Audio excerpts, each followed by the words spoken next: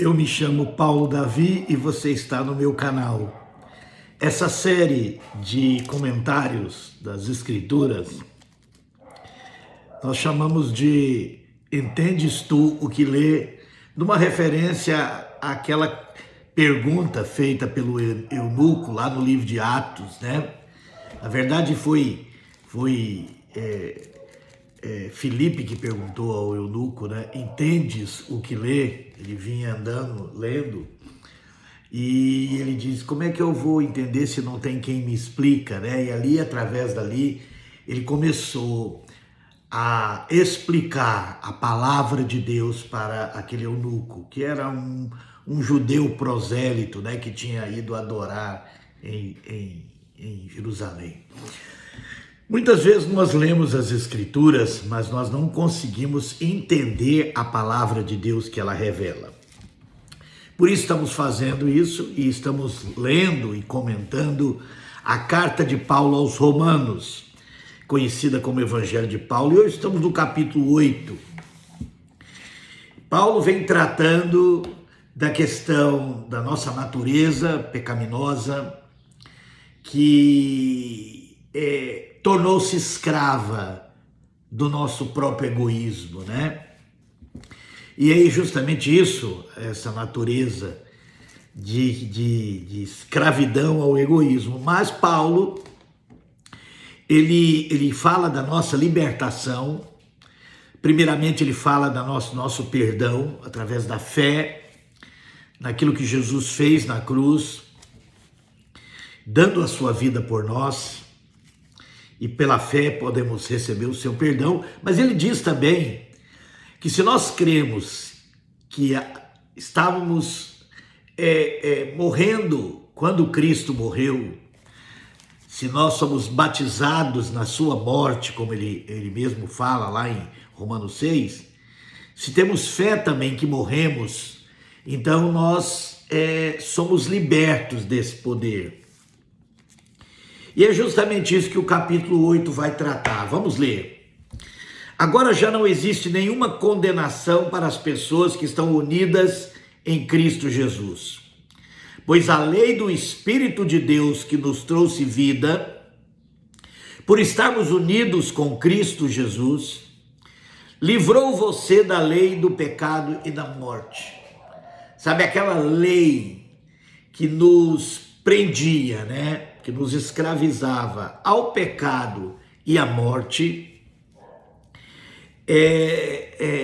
quando nós nos unimos a Cristo, naquela cruz, quando nós cremos que quando Jesus morreu, nós também morremos, nós somos libertos. E ele fala aqui da lei do Espírito de Deus.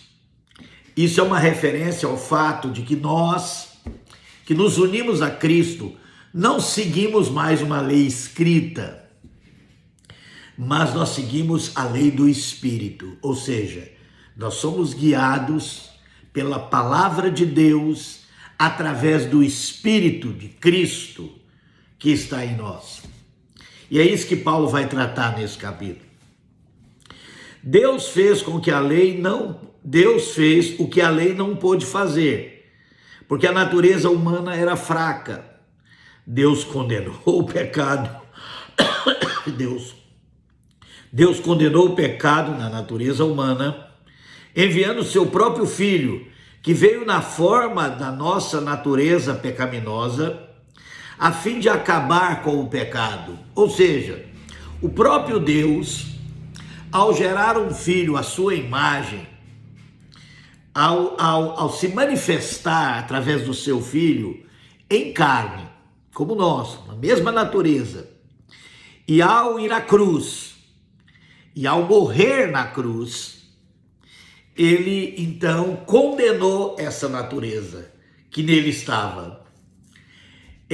Jesus carregou nele essa própria natureza. Essa é uma das razões da encarnação, né? É uma das razões de Deus ter se tornado como nós, através do seu Filho, assumindo a nossa natureza. tornando-se como um de nós, só que sem pecado, só que sem ter se rendido ao egoísmo. E venceu, Jesus venceu a própria natureza humana que estava nele. E além de vencer essa natureza, ele, ao ir à cruz, ele condenou essa natureza. É por isso que quando nós cremos que nós também, eu, você, estávamos lá morrendo com ele, pela fé, esse poder dessa natureza é desfeito em nós. Verso 4. Deus fez isso para que as ordens justas da lei pudessem ser completamente cumpridas por nós, que vivemos de acordo com o Espírito de Deus e não de acordo com a natureza humana. Porque as pessoas que vivem de acordo com a natureza humana têm a sua mente controlada por essa mesma natureza. Mas as que vivem de acordo com o Espírito de Deus têm a sua mente controlada pelo Espírito. Ou seja, apesar de nós ainda estarmos nessa natureza, nós agora que cremos, temos também em nós o Espírito de Deus, que é o Espírito de Cristo glorificado. Porque esse é um ponto importante também, que a Bíblia nos ensina, que o homem Jesus, ao morrer no nosso lugar, ele expressou o perdão de Deus para nós. E a gente costuma dizer, né, que o sangue que Jesus derramou perdoa os nossos pecados, todos os nossos pecados e de toda a humanidade. Se cremos nisso, nós nos apossamos desse perdão, né? Esse perdão faz sentido na nossa vida e nos dá paz com Deus. Mas também se cremos que quando Jesus morreu, nós morremos, né? O que nós chamamos o que Paulo chama de batismo na morte, então nós também somos livres. Agora, Jesus ressuscitou. E se cremos que Jesus ressuscitou, temos uma nova vida. Olha como é tudo pela fé. Fé no sangue, fé na morte, fé na ressurreição.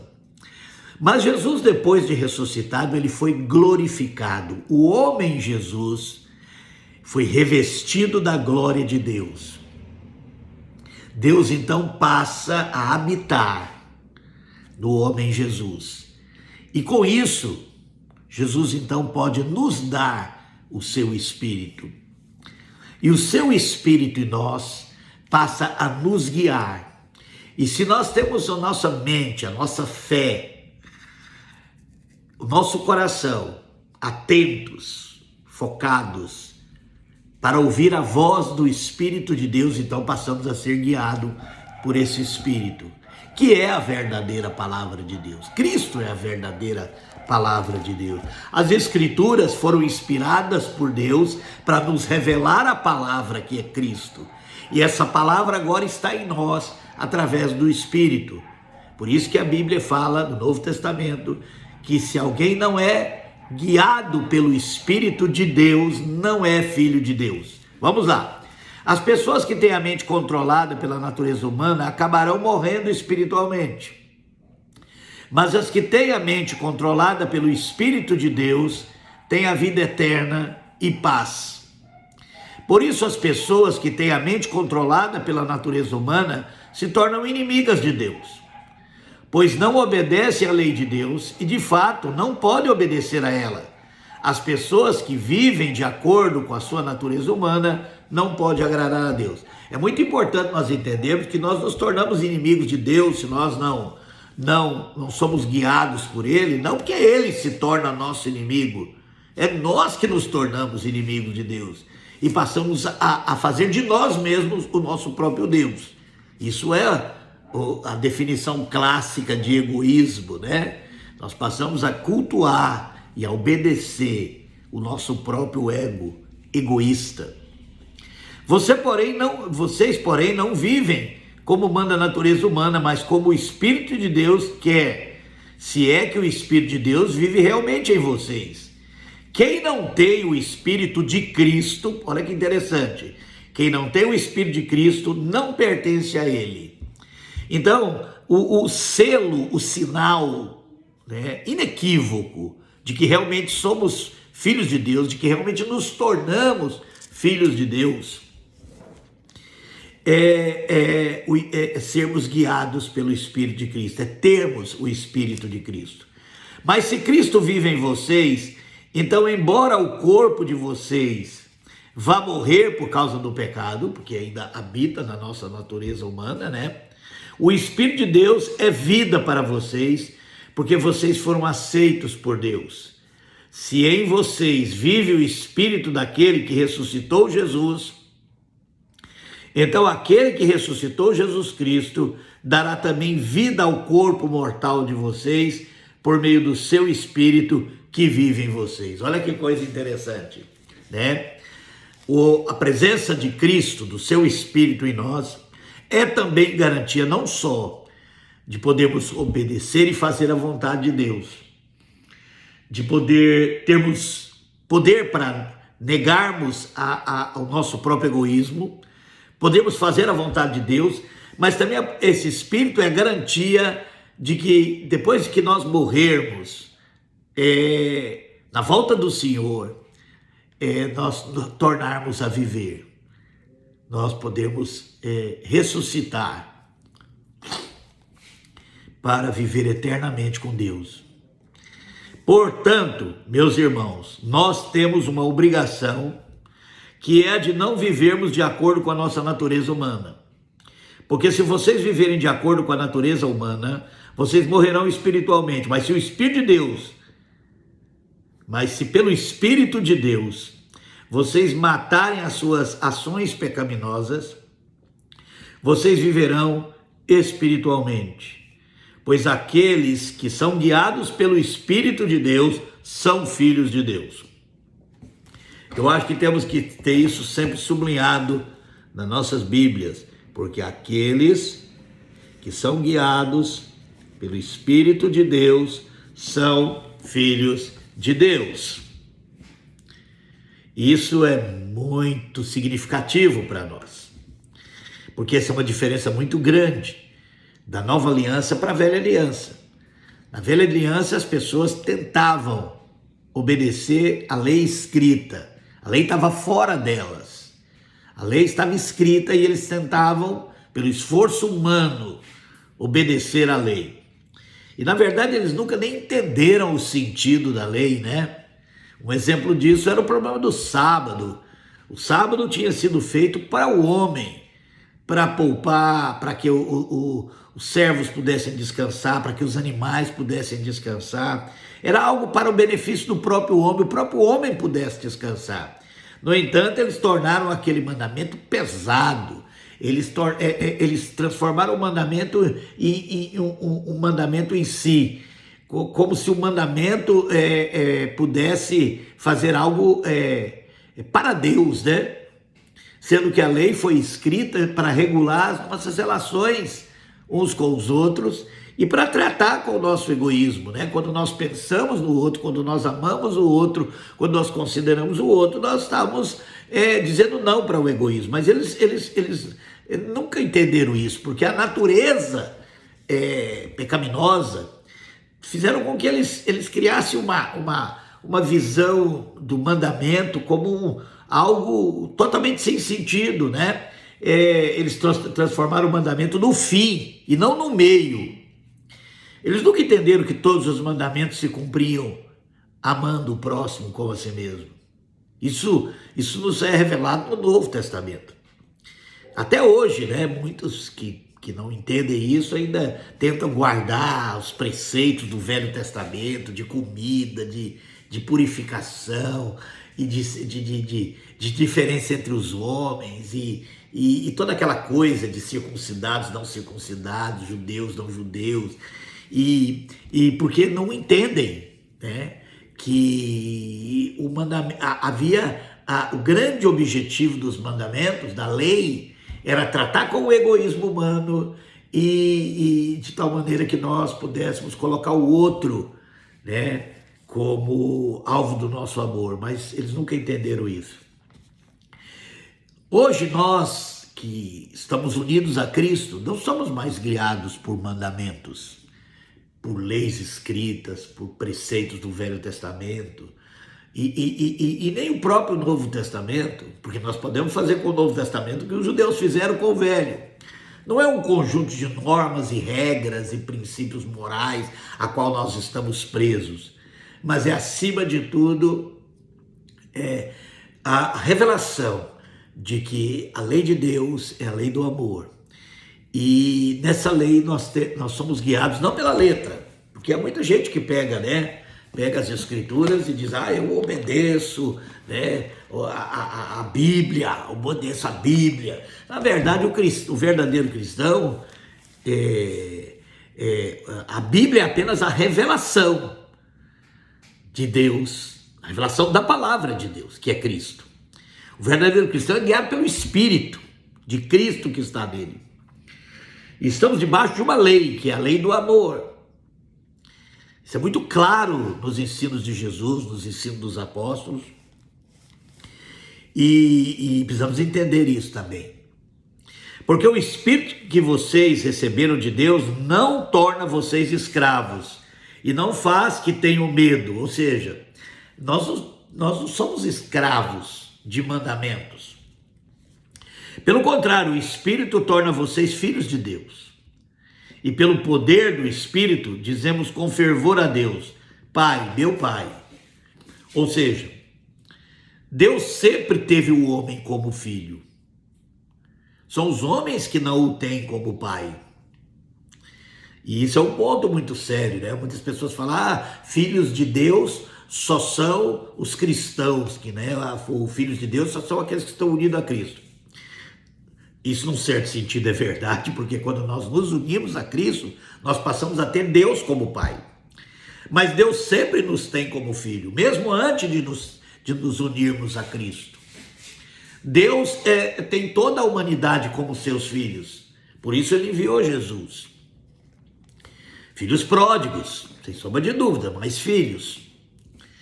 Filhos longe do pai, mas o pai nunca está longe dos filhos. Mas quando nós nos unimos a Cristo e recebemos o Espírito dele em nós, aí nós podemos dizer, Abba Pai, que significa meu pai, papai, né? Então Deus passa a ser para nós um pai. E é esse o relacionamento que nós temos com Deus, né? O relacionamento de filho para com pai. E nós começamos a entender o amor de Deus, porque temos esse amor de Deus no nosso coração. Nós, pela fé, entendemos que Jesus morreu por nós. Nós recebemos esse amor. É isso que nos faz mudar, né? Ou seja, o arrependimento é fruto do amor de Deus. E o perdão é que nos leva ao arrependimento, não o contrário, como a religião diz. A religião diz que nós só temos o perdão se nós nos arrependermos, né? Quando, na verdade, nós nos arrependemos porque fomos perdoados. Nós mudamos porque Deus nos amou e nos perdoou. E essa fé que nos faz experimentar esse perdão, que nos faz também experimentar a morte com Cristo, que nos faz experimentar o poder da sua ressurreição, que nos faz crer que temos o seu Espírito agora em nós. O Espírito de Deus se une com o nosso Espírito para afirmar que somos filhos de Deus. Nós somos seus filhos e por isso recebemos as bênçãos que Ele guarda para o seu povo. E também receberemos com Cristo aquilo que Deus tem guardado para Ele. Porque se tornamos parte dos sofrimentos de Cristo, também tornamos parte de sua glória. Essa conformidade com Cristo a fé no que Cristo no que Cristo fez, que nos faz experimentar essa glória de Deus. Eu penso que o que sofremos durante a nossa vida não pode ser comparado de modo nenhum com a glória que nos será revelada no futuro. Agora, Paulo vai estar falando sobre o que nos espera no futuro, a ressurreição, a vida eterna. O universo todo espera com muita impaciência o momento em que Deus vai revelar o que os seus filhos realmente são. Pois o universo se tornou inútil, não pela sua própria vontade, mas porque Deus quis que fosse assim. Porém, existe essa esperança. Um dia o próprio universo, em outras passagens fala a criação, né? A criação ficará livre do poder destruidor que o mantém escravo e tornará parte da gloriosa liberdade dos filhos de Deus. Olha que coisa interessante que Paulo está falando.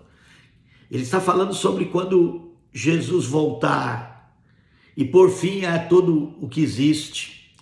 Toda a criação será liberta. Toda a criação, os animais, as árvores, por isso que a Bíblia fala em novos céus e nova terra, ou seja, uma restauração, né, daquilo que o Velho Testamento chama de Jardim do Éden, né? Ou seja, tudo vai ser restaurado e do propósito original de Deus. Pois sabemos que até agora a criação toda geme e sofre como uma mulher que está em trabalho de parto. E não somente a criação, mas nós que temos o Espírito Santo como o primeiro presente que recebemos de Deus, nós também gememos dentro de nós mesmos, enquanto esperamos que Deus faça com que sejamos seus filhos e nos liberte completamente. Ele está se referindo aqui dessa carne, dessa natureza, né? Dessa nossa tendência constante a nos tornar pessoas egoístas e que temos que lutar sempre, né? Sempre colocando a nossa mente em Cristo, sempre colocando a nossa fé nele, mas sempre lutando, pois foi por meio da esperança que fomos salvos. Mas se já estamos vendo aquilo que esperamos, então isso não é mais uma esperança. Pois quem é que fica esperando por alguma coisa que está vendo? Porém, se estamos esperando alguma coisa que ainda não podemos ver, então esperamos com paciência. Ele está mostrando que o que nós estamos vivendo hoje, pela fé, mas lutando sempre, vai terminar um dia. Essa luta vai terminar quando tudo for restaurado, inclusive o nosso corpo, né? Paulo está falando sobre a ressurreição. Assim também o Espírito de Deus vem nos ajudar na nossa fraqueza, olha aí. Pois não sabemos como devemos orar, mas o Espírito de Deus, com gemidos que não podem ser explicados por palavras, pede a Deus em nosso favor. O Espírito de Deus que está em nós, o Espírito de Cristo, intercede por nós. Muitas vezes nós, na nossa luta contra o pecado, contra o egoísmo, contra a nossa própria vontade, sabe, ouvindo a voz de Deus, a direção de Deus, mas também, né, ouvindo o que a nossa carne quer. E essa é a luta do cristão, né? Sempre nós estamos diante de ou negar a nós mesmos e fazer a vontade de Deus, ou negar a vontade de Deus e fazer o que queremos. E isso é uma luta muito grande, né? E muitas vezes nos angustiamos e muitas vezes às vezes nem percebemos que estamos lutando com a nossa própria vontade, porque a nossa vontade é tão terrível que às vezes se disfarça de vontade de Deus. Às vezes a nossa própria vontade nos engana, quer nos enganar, né? Às vezes queremos fazer a nossa vontade dizendo que estamos fazendo a vontade de Deus. Talvez essa é a maior luta que muitos têm, né? Mas por isso o Espírito de Deus que está em nós intercede por nós, porque nós não sabemos orar como convém, justamente por causa desse engano muitas vezes, né? Nós pensamos que queremos fazer a vontade de Deus, quando na verdade estamos querendo fazer a nossa vontade. Então, graças a Deus que o Espírito de Deus, ele intercede por nós, e ainda que nós oramos errado, o Espírito de Deus, ele intercede por nós e não faz aquilo, para que Deus não faça aquilo que nós estamos querendo fazer, ou melhor, para que nós não façamos aquilo que estamos querendo fazer disfarçado de vontade de Deus. Quero dizer uma coisa para vocês, estamos terminando. Muitas coisas que cristãos fazem, dizendo ser a vontade de Deus, não passa da vontade do seu próprio egoísmo, né? Nós sempre queremos fazer coisas grandes, sempre queremos ter posição importante, sempre queremos ser visto pelos homens, e às vezes disfarçamos isso com a vontade de Deus. Basta você ir em certas igrejas, onde pessoas recebem aquelas profecias: ó, servo meu, eis que tem uma grande obra para ti. Todo mundo quer ter uma grande obra, né? Isso é coisa de religião, né? De alimentar esse egoísmo, esse desejo que nós temos de ser alguma coisa, de ser acima dos outros. E às vezes nós estamos imbuídos disso, pensando que é a vontade de Deus, quando é, na verdade, a nossa própria vontade. Então, ainda bem que temos o Espírito de Cristo que intercede por nós. Vamos terminar. Porque o Espírito pede em favor do povo de Deus e pede de acordo com a vontade de Deus. Vamos fazer o seguinte, eu vou terminar aqui e a próxima nosso encontro eu vou terminar esse capítulo 8. Eu acho que esse capítulo 8 é muito importante, já temos 26 minutos que estamos falando, passamos do tempo e eu quero continuar, eu quero falar especificamente sobre isso, sobre a nossa vontade, que se disfarça de vontade de Deus, e essa é uma das razões do Espírito de Deus estar em nós, para nos ajudar nisso. Que Deus nos abençoe.